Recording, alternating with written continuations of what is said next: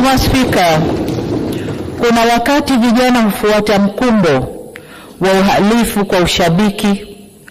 Ninatambua kwamba vijana wengi waliokamatwa na kushtakiwa kwa makosa ya uhaini hawakujua wanachokifanya. Nikiwa mama na mlezi wa taifa hili, ninavielekeza vyombo vya sheria na hasa ofisi ya mkurugenzi wa mashtaka kuangalia kiwango cha makosa yaliyofanywa na vijana wetu. Kwa wale ambao wanaonekana walifuata mkumbo na hawakudhamiria kufanya uhalifu, wawafutie makosa yao.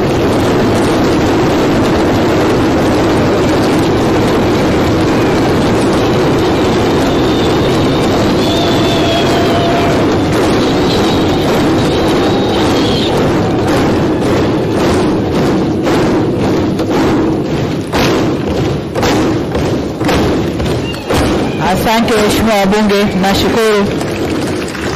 Waheshimiwa wabunge, ukiangalia klipu zile za maandamano, unaona kabisa kuna vijana ambao waliingia kwa kufuata mkumbo.